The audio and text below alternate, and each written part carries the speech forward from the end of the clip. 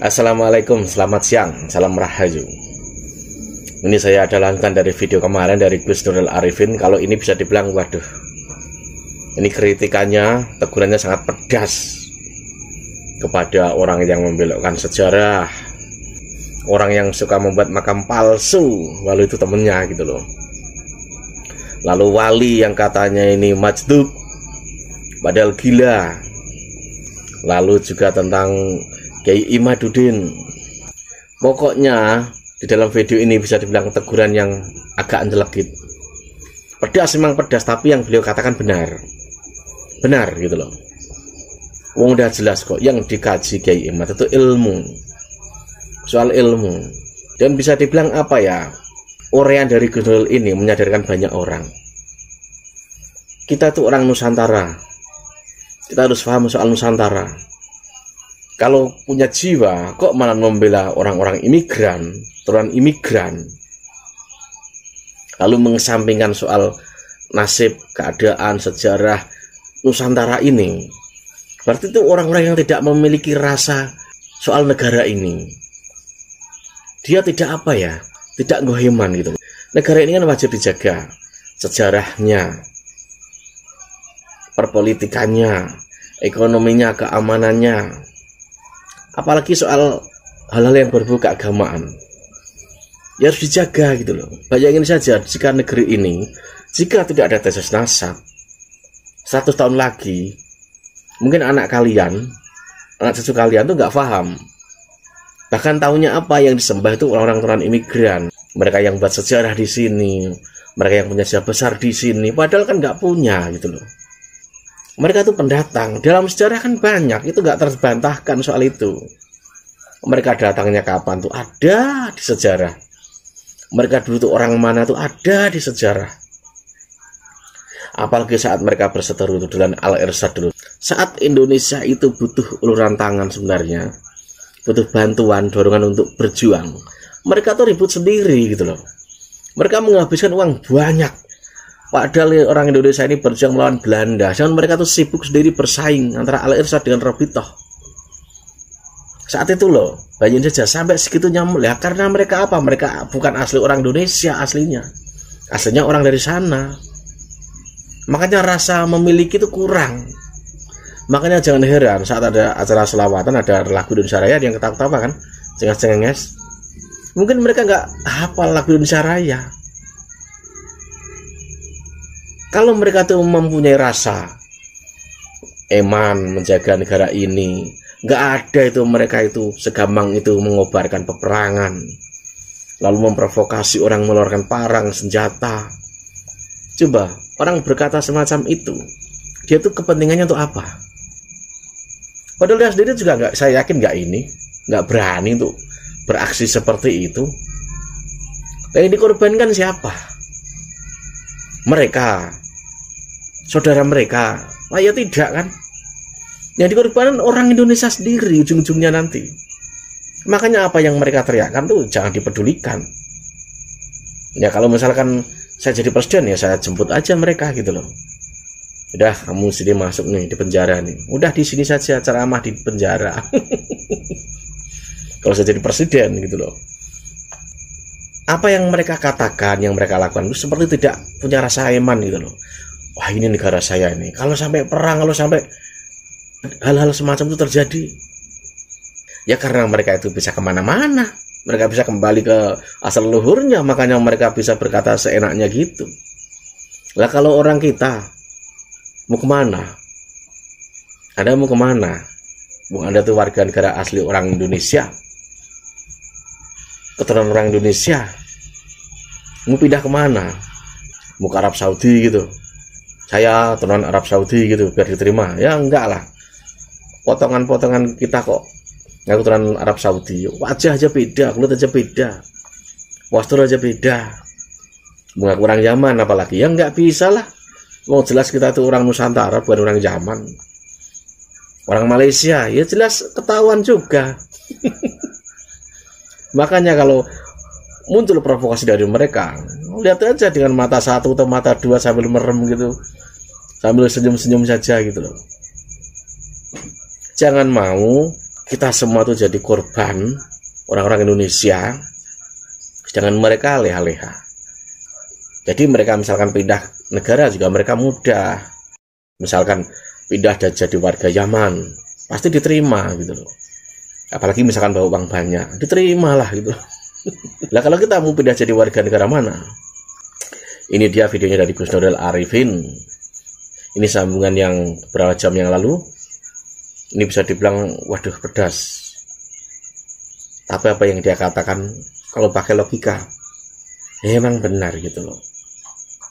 Ini dia videonya. Sampai dengan enaknya berganti baju, hidungnya sudah tahu kayak belonggang semenden, papahnya kelapa. Hidungnya cuman mentul aja, tinggal ada lubangnya. Sudah pakai jubah, pakai sorban. Jubah pakai sorban sakban Vespa. Jubah obrang-obrang. Udah kecil pakai jubah pesek lagi. Ngomongnya kayak Arab-Arab, anak ente ukti. Apa ini? Kenapa tidak bangga dengan bahasanya sendiri?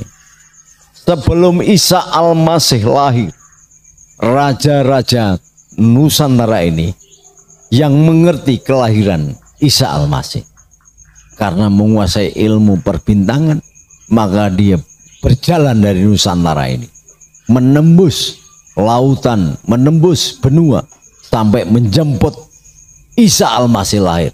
Itu dibukukan itu di dalam perjanjian lama. Raja-raja itu membawa kayu garu, yang satu membawa kapur barus, yang satu membawa mur, membawa emas. Itu adalah dianggap sebagai orang-orang Majus. Padahal itu adalah Mula Warman, Aditya Warman. Sebelum Hindu ada, Nusantara sudah menguasai. Kita tidak pernah tahu. Bahkan kita ke Borobudur aja gara-gara tidak syar'i, lalu menganggap ke Borobudur sebagai membahayakan iman. Bagaimana? Hanya melihat patung, hanya melihat candi, hanya melihat salib, tergores, tergetar imanmu. Cemen itu. Islam di Jakarta ini, setiap ujung kampung ada musola, setiap kampung ada masjid. Orang Kristen yang tinggal di antaranya tetap saja setiap minggu pergi ke gereja. Masa iman sampean kalah sama orang-orang Kristen itu? Padahal setiap hari telinga sampai kopon, di TV ada ceramah, ganti channel ada ceramah, di kampung ada ceramah, hari ini ada ceramah. Tapi iman sampean seperti gudir, seperti ubur-ubur, seperti buih. Yang kata Rasul adalah ketika ditelan, ditiup ombak, maka akan ke kanan. Ditiup ombak, ditiup angin ke barat, ikut ke barat. Ke timur, jadi ke timur. Ke selatan, ke selatan. Akhirnya hancur ditabrak karang. Saat ini, refleksi kita adalah sadar bahwa kita benar-benar bangsa besar. Jadi bukan karena onani mengaku dirinya besar, bukan. Kita bangsa besar. Itu Ka'bah itu. Kalau ada di Jawa, diukir itu. Saking tinggi budayanya. Lalu Arab itu goblok-goblok Arab itu. Maka Ka'bah itu kayak tumpuan bataku aja. Coba di Jawa, diukir. Karena saking budidayanya tinggi, menghormatan kepada Tuhan, kepada Allah sangat tinggi. Di stilisasi. Kayak masjid ini indah. Tidak blok-blok cat putih semua kayak bis umum gitu. Enggak. Ada keindahan. Itu bukankah Allah itu jamil yuhibul jamal, indah dan suka keindahan. Karena Al-Khaliq, orang segini banyaknya nggak ada yang sama. Irungnya sama-sama pesek, tapi bentuknya beda. Peci sama-sama letaknya, ada merahnya, tapi bentuknya beda. Allah itu demikian cerdasnya. Lah kita disadarkan 79 tahun NU aja sudah demikian meleset. NU dengan enteng aja petinggi NU mengatakan tidak ada catatan sejarah. Yang memang tidak ada. Wong Islam itu, Arab itu apalagi budayanya begini-begini. Goblok itu. Imam Ghazali itu sudah mengarang kitab Ihya yang jadi pujian seluruh dunia. Bahkan hukum itu dibikin dari kumpulan hadis-hadis Imam Malik. Islam jadi rujukan. Imam Malik jauh ratusan tahun, 400 tahun sebelum Ba'alawi itu menciptakan kodifikasi hukum yang namanya Kitab Al-Muwatta. Padahal yang ngarang diterjemahkan oleh pamannya sendiri. Keponakannya jadi ketua BNU jadi ngawur begitu. Heran saya. Wah, dulu nggak ada catatan-catatan zaman. Al-Quran itu semua dibuktikan oleh alam, oleh kitab sebelumnya, dan sahih semua. Termasuk ketika ketika Al-Quran mencatat kisah Fir'aun yang ditenggelamkan di laut, ternyata dibuktikan oleh pengetahuan dan diketemukan Fir'aun memang seperti ucapan Allah, diabadikan dan ketemu dalam bentuk bumi yang mengandung garam banyak karena dia tenggelam di laut. Loh kok sekarang namanya ketua Nahdlatul Ulama ngomongnya kayak gitu? Ya monggo, mendukung monggo, tapi sebagai orang yang memegang kendali ulama. Ulama kalau kecuali santri mak gitu lah enggak apa-apa. Ini ulama, ini bukan santri. Ulama itu nggak boleh salah. Makanya saya mengatakan panggil saya Gus, jangan Kiai. Kalau Kiai nggak boleh salah. Kalau Gus boleh salah. Ngampleng aja boleh. Karena Gus itu loh.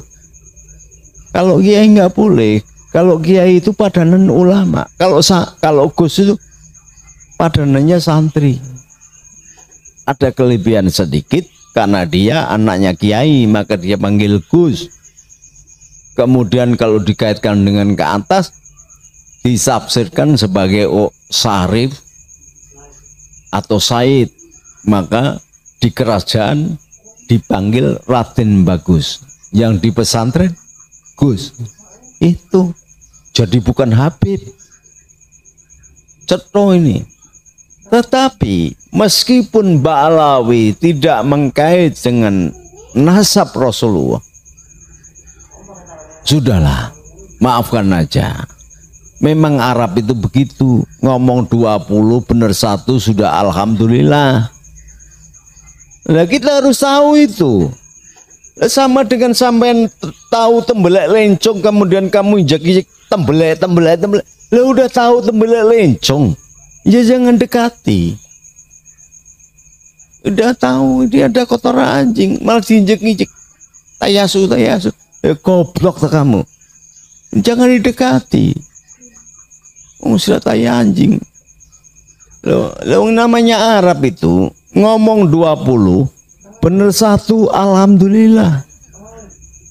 Sudah alhamdulillah itu. Saya kecil di dunia Arab yang mengaku al-atas, al-bawah, al-jabar, macam-macam, al-empuk. Teman-teman saya semua, dan rata-rata teman sekelas saya itu yang mengatakan dirinya al-al itu goblok semua. Loh, kalau memang dia keturunan Rasulullah itu punya sifat apa? Fatona. Cerdas itu, enggak sekolah. Sekolah di TK aja nggak pernah Rasulullah. Tapi semua jawaban dunia dan akhirat ada jawabannya Rasulullah. Cerdas cerdas-cerdasnya. Karena dalam dunia tasawuf Rasulullah Muhammad itu adalah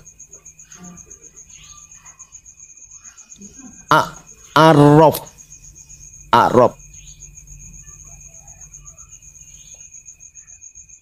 bila ain, artinya apa? Rob.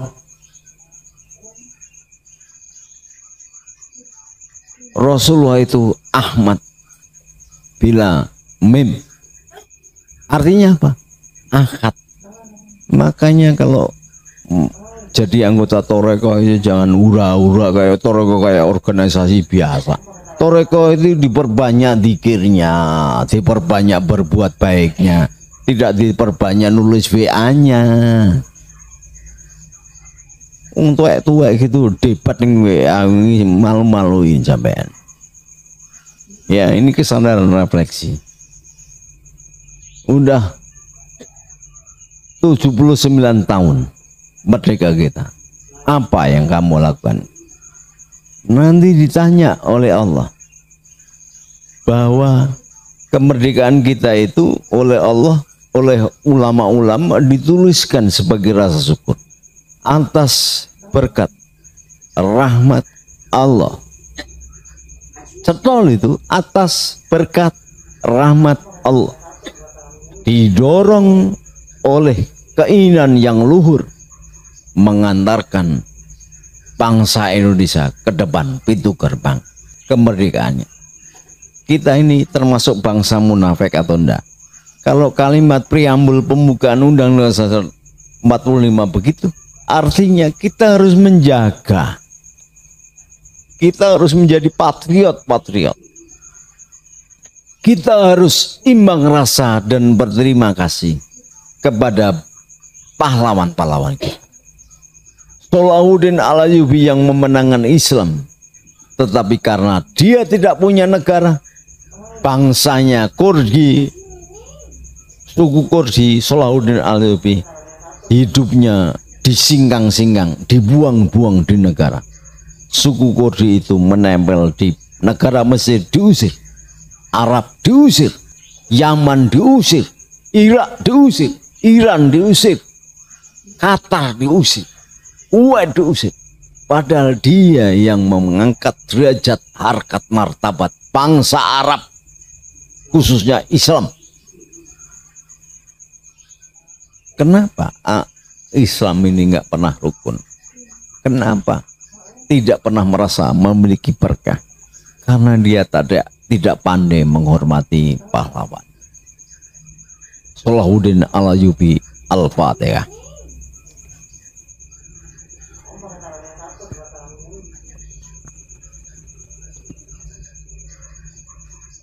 Terakhir saya katakan, Soko Tunggal berdiri di tengah, maka ini sandaran saya ini adalah Soko Tunggal. Kalau Anda melihat ke atas, maka akan berbentuk payung. Artinya apa? Sejak awal Soko Tunggal Abdurrahman Wahid bertekad berdiri memayungi bangsa Nusantara dari segala golongan, termasuk bangsa Pahlawi yang sudah sadar. Kalau dia nggak sadar, apa kata Rasul? Kalau ada orang Islam dan orang Islam yang berseteru, maka damaikan. Apabila yang didamaikan tidak mau, gebuk semuanya. Saya sudah menyatakan ini dalam Rakernas Patriot Garuda Nusantara, Rapimnas Patriot Garuda Nusantara. Saya sudah menyatakan ini pada pelatihan teknik pendekar darah Garuda Jatmi di Jogja, di pesantrennya Gus Mafek, bahwa PDG adalah pasukan damai Indonesia. PDG bukan hanya pendekar darah Garuda, tapi pasukan pendamai Garuda Nusantara. Jadi kalau mereka ini kemudian memanfaatkan benefit atau materi politik, akan berhadapan dengan PDG dan PGN. Dan sampean pakai pakaian banser, jangan malu-maluin. Jadi kalau dikaplok orang ya berani. Jangan sampai bonyok semua terus lapor polisi. Kalau begitu nggak usah pakai pakaian banser. Malu-maluin aja. Saya sebagai yang menghidupkan banser pada seri kedua. Jadi bapak bangsa itu ada dua. Yang pertama Nabi Adam, yang kedua Nabi Nuh. Pendiri banser ada dua. Yang pertama setelah perang kemerdekaan, yang kedua saya. Tapi Menteri Agama sampai mengatakan Gus Nuril pelaksana nggak pernah. Loh, saya yang mengadakan latihan kader tinggi. Dia masih kencing aja belum bisa cebok tuh Yakut itu, saya udah malah melintang sebagai komandan banser. Sekarang pintarnya aja watul-watulan, keroyokan. Kan sudah tugasnya DPR itu, di atasnya lagi adalah lembaga trias politika, supaya tidak terjadi pengumpulan kekuasaan. Dibagilah sistem politik itu menjadi 3 pilar: legislatif, DPR, yudikatif, lembaga mahkamah hukum, dan eksekutif pelaksana. NU itu ada di luar negara, tidak masuk yudikatif, tidak masuk eksekutif, tidak masuk legislatif. Lah ini DPR yang melaksanakan tugas pengawasan. DPR itu bertugas sebagai pengawasan. Kedua, menyusun undang-undang. Ketiga, menyusun budgeter, anggaran negara. Giliran DPR-nya membuat pansus karena ada kepincangan dan keraguan atas pelaksanaan haji yang jamaah haji kita ini kemudian tidur di emper-emper BC, kakaknya jadi ribut. Memangnya ketua NU atau lembaga NU itu masuk pemerintahan apa? Jadi anak buahnya anteknya Jokowi itu apa? NU itu di atas presiden, di atas legislatif, di atas yudikatif, di atas eksekutif. Lah kok Menteri Agama dibikin pansus, yang ngamuk malah ketua NU. Itu memang NU Pak sudah jadi maklar kekuasaan apa gimana? Jadi salah kaprah. Ini mohon dimengerti. Agak cerdas sedikit kita ini. Malu-malu ini ditonton orang. Tidak ada ketua PBNU yang segoblok begini. Benar. Tapi mudah-mudahan Allah menunjukkan kebaikan organisasi ini. Untungnya tidak semua jadi pengurus PBNU. Banyak kiai yang hebat-hebat di luar. Dan PBNU tidak punya masa. Yang punya masa adalah kiai-kiai jamaah NU, bukan jamiyah NU. Jamiyah NU itu hanya menguasai papan nama. Kalau jamaah NU punya pesantren. Ada nggak PBNU, pesantren PBNU gitu ada? Orang-orang NU saking ikhlasnya membuat masjid, membuat pondok, membuat madrasah di NU kan, padahal NU nyumbang semen sak aja. Tolong, ada PR dari saya. Semuanya. Berapa jumlah jemaah? Katakanlah 300.000 setiap tahun. Berapa dana yang terkumpul? 300.000 kali 40 juta kali 30 tahun, bunganya berapa itu? Di mana itu duitnya? Kita ini kalau mendiamkan, meskipun tidak ikut gosop, kita juga digolongkan yang gosop juga, yang maling juga. Memalukan. Memalukan. Jualan bakso, jualan es, petani kecil mengumpulkan dari rupiah, 2 rupiah, 3 rupiah, kepingin berangkat haji. Sesudah berangkat haji, peleleran di luar negeri, tidur di WC-WC. Memalukan nih, bangsa kita dihancurkan sendiri oleh para pemimpinnya. Dihitung coba. Lalu bunganya haji yang 23 tahun baru berangkat berapa? Bunganya haji yang 22 tahun baru berangkat berapa? Bunganya haji yang 1 tahun baru berangkat berapa? Coba kalkulasi, jumlahkan berapa duitnya. Itu kalau Menteri Agamanya amanah, semua musola, imam-imamnya bisa berangkat haji gratis. Saya doktor ekonomi, saya ngerti hitungan. Ini sampai kayak begini, sampai tidak ada bargaining possession. Orang-orang Arab, PKI Arab itu kalau datang ke Indonesia visanya nggak bayar, bebas. Kita datang ke Arab sana bayar visa sampai $5.000, $1.000, $200. Kenapa Menteri Agama ini jadi kayak begini, gak punya harkat martabat? Kenapa? Karena dapat komisi. Ada komisi tiket pesawat, ada komisi hotel, ada komisi konsumsi, ada komisi macam-macam. Bahkan haji biasa pun dijual dengan haji khusus, mengatakan tambahan kuota.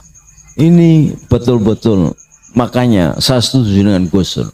Departemen Agama ini sebaiknya dibubarkan saja, diganti dengan Biro Travel Haji dan Umroh, bukan Departemen Agama, karena hanya menyusahkan rakyat saja. Dan saya ulangi lagi, PDG, PGN siap kalau 4 kelompok ini semakin brutal dan meninggalkan nilai-nilai ukhuwah Islamiyah yang dianjurkan Rasul, siap turun untuk ngemplang semua. Ya, apalagi Rizik ngomong saya akan bentuk pasukan berani matiin.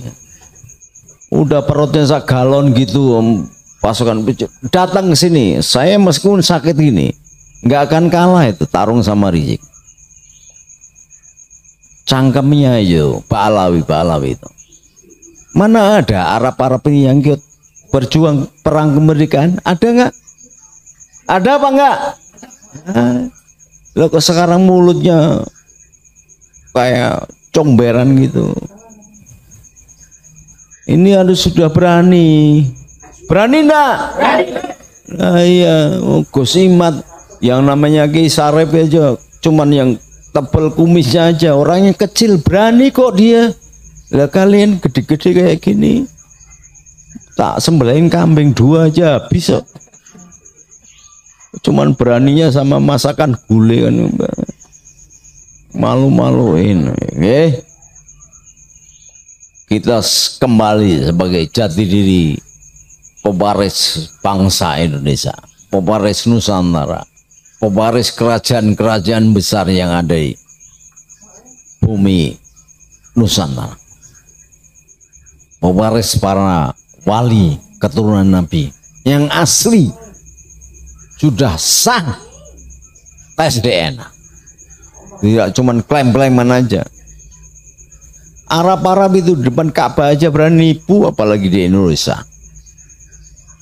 depan Ka'bah berani nipu, apalagi di Indonesia. Dia sudah menemukan surga yang banyak bidadarinya di puncak. Jadi tidak perlu mati lagi, dia sudah masuk surga itu ke asal puncak gitu. Maka dapat bidadari dia. Makanya Departemen Agama, Menteri Dalam Negeri, Menko Polhukam, jangan mulutnya aja yang keras. Atasi itu. Jangan sampai kita ini jadi buangan sampah dari Arab. Kesini cuma numpai perempuan-perempuan kita, kemudian tinggal minggat. Itu kelakuan Arab itu. Jahiliyah betul. Udah gitu percaya ada Habib yang keramat gitu. Kencing di jalan di mana-mana nggak cebok, katakan keramat. Nalarnya bagaimana? Udah baca Ihya atau belum? Seorang ulama saja itu dawam wudu, batal wudu lagi, batal wudu lagi. Karena apa? Al ilmun nurun. Wudu itu adalah cahaya juga. Maka ketika cahaya dengan cahaya akan ketemu. Lah kalau ngompol di mana-mana, kecing di mana-mana, nggak cebok, lalu dianggap keramat itu. Ini gendeng mangan sabun apa? Habib Sekon itu katanya mali apa? Nguyuh di mana-mana. Coba cerdas sedikit lah, ya. Gus Imat itu berani itu. Berani tidak populer dia ngomong. Kita juga harus mewarisi gitu. Katanya santrinya Gus suruh macam mimi jereh itu. Yang tegas.